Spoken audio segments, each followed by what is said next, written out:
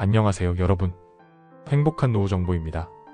오늘은 많은 분들이 간과하고 있는 국민연금 감액 제도의 실체와 그에 따른 문제점에 대해 다뤄보려 합니다. 열심히 일하면 연금이 줄어든다. 이런 황당한 현실 알고 계셨나요? 오늘은 이 제도의 구조적 문제와 그로 인해 발생하는 현실적인 어려움들을 깊이 분석해 보겠습니다. 끝까지 시청하시면 연금 감액의 진짜 의미와 그 대안까지 알 수 있을 것입니다. 구독과 좋아요로 여러분의 노후를 위한 정보를 놓치지 마세요. 1. 국민연금 감액 제도의 배경. 먼저 국민연금 감액 제도가 어떤 배경을 가지고 있는지 자세히 알아보겠습니다. 국민연금은 대한민국의 사회보장제도로 젊었을 때 납부한 보험료를 바탕으로 노후에 안정적인 소득을 보장하기 위해 설계되었습니다. 이는 개인의 경제적 안정을 넘어 사회 전체의 복지를 증진시키는 역할을 합니다. 국민연금은 사회 구성원들이 일정한 소득의 일부를 보험료로 납부하면 노후에 이를 연금으로 수령하는 구조입니다. 국민연금의 가장 큰 장점은 국가가 지급을 보장한다는 점입니다. 이는 가입자가 불안감 없이 노후를 준비할 수 있도록 돕는 제도적 장치입니다. 하지만 국민연금은 모든 제도가 그렇듯 장점만 있는 것이 아닙니다. 특히 소득활동과 연금 수령 간의 관계를 규정한 국민연금 감액 제도는 많은 사람들에게 불편함과 의문을 제기하고 있습니다. 국민연금법 제63조는 소득이 있는 업무에 종사할 경우 연금을 감액할 수 있다고 명시하고 있습니다. 이 규정은 주로 다음과 같은 맥락에서 제정되었습니다. 국민연금은 기본적으로 노후 생계를 지원하기 위한 제도입니다. 따라서 연금을 받으면서도 충분한 소득이 있는 사람들에게는 일정 부분 연금을 감액함으로써 재원을 효율적으로 사용하려는 취지였습니다.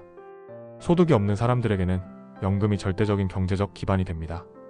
소득이 있는 수급자와 없는 수급자 간의 형평성을 맞추기 위해 감액제도를 도입한 것입니다.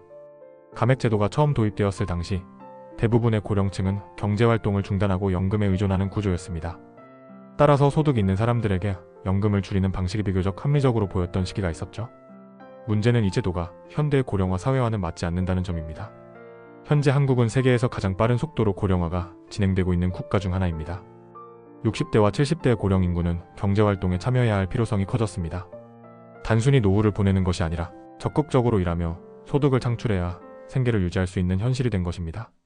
하지만 감액제도는 이런 고령층의 경제활동을 억제하는 효과를 가져옵니다. 감액 기준은 근로사업 임대소득에만 적용됩니다. 반면 이자소득이나 배당소득과 같은 자본소득은 감액 대상에서 제외됩니다. 이는 일하지 않고 자본소득으로 돈을 벌 수 있는 사람들에게 유리한 구조를 만들며 경제활동을 하는 고령층에게 불이익을 줍니다. 소득이 발생하면 일정 금액 이상부터 연금이 감액되는 방식은 소득이 적더라도 연금이 줄어드는 결과를 초래합니다. 이는 연금 수급자들이 소득활동을 포기하거나 제한적으로 참여하게 만드는 주요 요인 중 하나입니다. 과거에는 60세 이상 65세 미만의 수급자에게만 감액 규정이 적용되었지만 최근에는 감액 기간이 70세까지 연장되었습니다.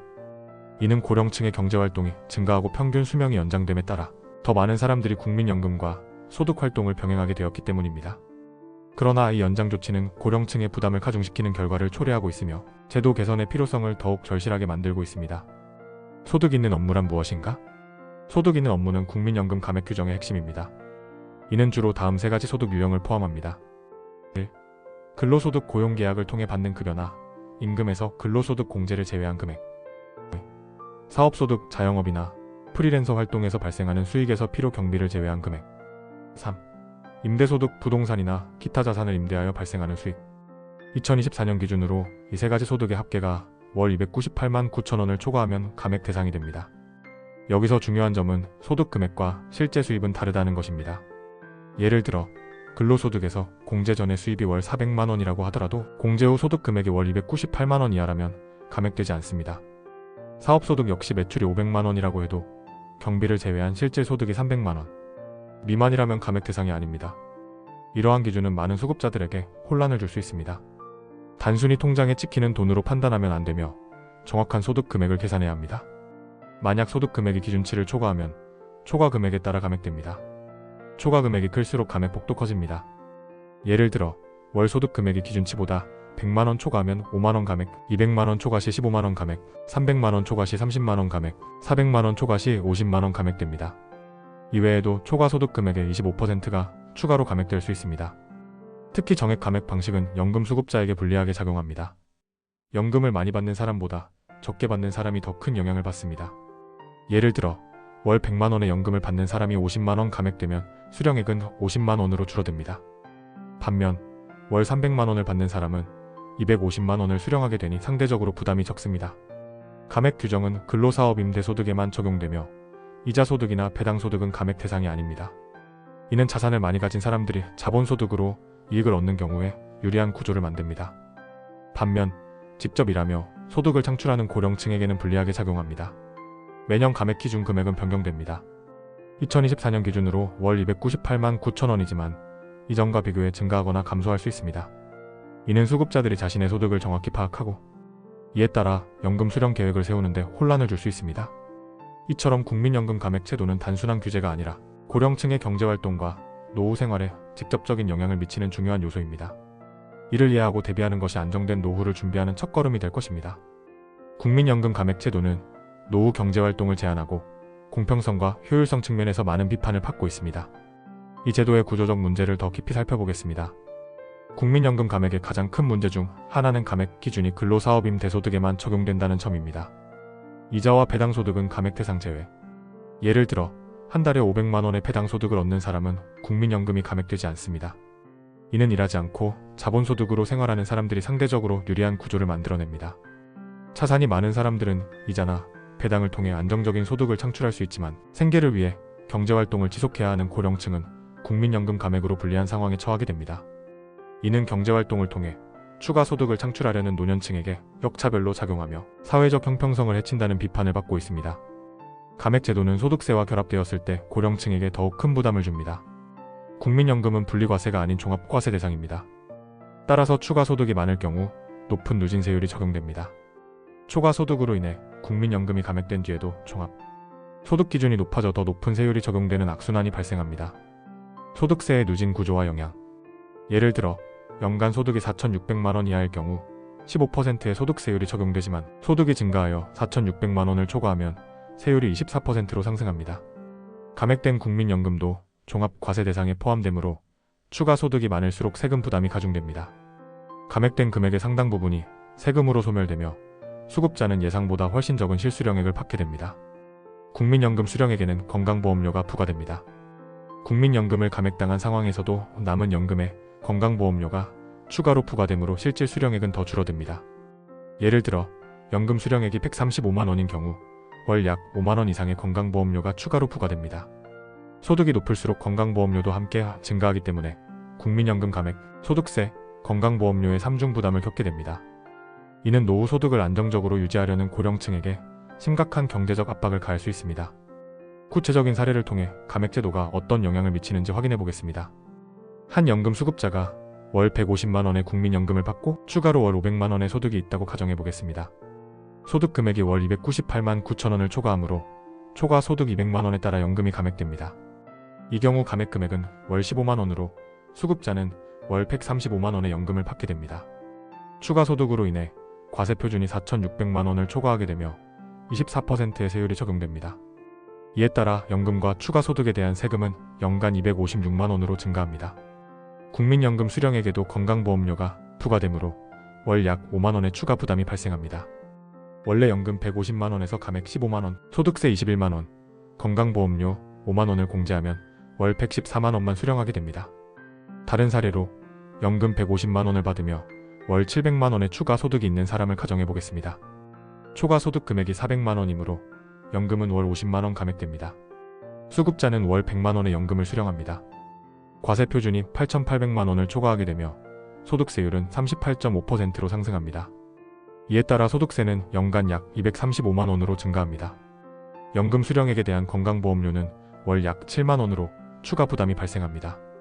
연금 150만 원에서 감액 50만 원, 소득세 20만 원, 건강보험료 7만 원을 공제하면 월 80만 원만 수령할 수 있습니다. 위 사례를 통해 알 수 있듯이 감액된 국민연금은 단순히 연금 감액으로 끝나지 않습니다. 추가 소득으로 인한 세율 상승, 건강보험료 추가 부담, 이 모든 요소가 결합되어 수급자의 실질 연금 수령액은 예상보다 훨씬 적어질 수 있습니다. 국민연금 감액 제도는 원래 고령층의 추가 소득과 연금 수급 간의 균형을 맞추려는 의도로 도입되었습니다. 하지만 실제로는 이 제도가 고령층의 경제활동을 저해하고 장기적으로 사회적 경제적 문제를 야기하는 방향으로 작용하고 있습니다. 고령층이 열심히 일하려는 의지를 꺾는 가장 큰 요인 중 하나는 일하지 않는 것이 유리한 상황을 만드는 것입니다. 근로사업소득이 많은 사람은 국민연금이 감액되지만 이자와 배당소득으로 동일한 금액을 얻는 사람은 연금이 감액되지 않습니다. 이는 근로를 통한 소득 창출보다 자산소득을 유지하는 것이 유리한 상황을 만들어냅니다. 예를 들어 월 500만 원의 배당소득을 가진 사람은 국민연금을 전액 수령할 수 있지만 동일한 금액을 근로나 사업소득으로 벌 경우 연금 감액과 더불어 소득세 부담까지 증가하게 됩니다. 이런 구조는 경제적 활동이 줄어들게 만드는 요인으로 작용합니다. 정부는 고령층의 경험과 노하우를 활용하고 노동시장에 재참여하도록 독려하는 정책을 추진하고 있습니다. 국민연금 감액 제도는 고령층의 경제활동을 장려하려는 정부의 목표와 정면으로 배치됩니다. 일할수록 연금이 줄어드는 구조는 고령층에게 불이익으로 작용하고 결과적으로 노동시장에서의 기여를 저해합니다. 이는 고령화로 인해 노동력이 줄어드는 상황에서 더욱 심각한 문제를 초래합니다. 차산이 많은 사람들은 연금 감액의 영향을 받지 않기 때문에 노동 의존도가 높은 고령층과의 격차가 심화됩니다. 이는 고령층 내에서의 경제적 불평등을 확대시키며 장기적으로 사회적 갈등의 원인이 될 수 있습니다. 국민연금 감액 제도는 우리나라뿐 아니라 다른 국가에서도 논란이 되고 있습니다. 일본은 이 문제를 인식하고 고령층 경제활동을 지원하기 위한 제도 개혁에 나섰습니다. 일본은 급속한 고령화와 저출산 문제를 겪고 있는 대표적인 국가입니다. 고령층이 경제활동에 적극적으로 참여할 수 있도록 하는 것이 일본의 주요 정책 목표 중 하나입니다. 이에 따라 국민연금 감액 제도가 오히려 고령층의 노동 의욕을 저하시킨다는 문제점을 파악했습니다. 일본 정부는 국민연금 감액 제도를 폐지하거나 완화하는 방안을 적극 검토하고 있습니다. 소득이 발생하더라도 연금 수급액에 영향을 미치지 않도록 하여 고령층의 경제활동을 장려하려는 취지입니다. 일본은 연금 감액 제도 완화를 통해 고령층의 경제활동을 활성화하고 노동시장에서의 공백을 메우는 것을 목표로 하고 있습니다. 감액 제도 폐지를 통해 고령층의 경제적 부담을 줄이고 안정적인 노후 생활을 지원할 수 있습니다. 고령층의 경제활동이 증가하면 노동력 부족 문제를 완화하고 경제 전반에 긍정적인 영향을 미칠 것으로 기대됩니다. 우리나라에서도 국민연금 감액 제도를 개선하기 위한 논의가 필요합니다. 아래는 현실적이고 효과적인 대안들입니다. 현재 감액 기준은 근로사업 임대소득에만 적용되고 이자 배당소득은 제외됩니다. 모든 소득 유형에 대해 동일한 기준을 적용하여 특정 소득 유형에 대한 차별을 없애야 합니다. 이를 통해 소득 유형 간의 불균형을 해소하고 공정성을 높일 수 있습니다. 연금을 감액하는 대신 수급 시점을 유예하고 이후 더 높은 금액으로 지급하는 방안을 고려할 수 있습니다. 수급자는 추가 소득이 있을 때 연금을 유예하여 나중에 더 큰 금액으로 받을 수 있습니다. 이는 고령층의 경제활동을 장려하면서도 연금 수급액의 감소를 방지하는 효과를 가져옵니다. 유예 제도는 연금 지급 시점을 늦춤으로써 국가의 연금 재정을 안정화하는 데도 기여할 수 있습니다. 고령층의 소득세 부담을 완화하여 경제활동을 지원하는 방안을 도입할 필요가 있습니다. 고령층에게 적용되는 소득세율을 낮추거나 일정 소득 이하의 고령층에게는 세금을 면제하는 방안을 검토할 수 있습니다. 소득세 부담을 줄이면 고령층의 경제활동 의욕을 높이고 사회적 기여를 증대시킬 수 있습니다. 국민연금 수령액에 대한 건강보험료 부과 기준을 조정하여 고령층의 부담을 줄여야 합니다. 특히 감액된 연금에 대해 추가 부담이 발생하지 않도록 하는 세부적인 조정이 필요합니다. 여러분, 국민연금 감액 제도는 단순히 소득에 따라 연금을 줄이는 제도가 아닙니다. 이는 고령층의 경제활동과 삶의 질에 큰 영향을 미치는 중요한 문제입니다. 행복한 노후 정보와 함께 여러분의 안정된 노후를 위한 더 나은 방향을 고민해봅시다. 오늘 영상이 도움이 되셨다면 구독과 좋아요로 함께해주세요. 또한 댓글로 여러분의 생각을 공유해주시면 더욱 풍성한 논의의 장이 될 것입니다. 감사합니다.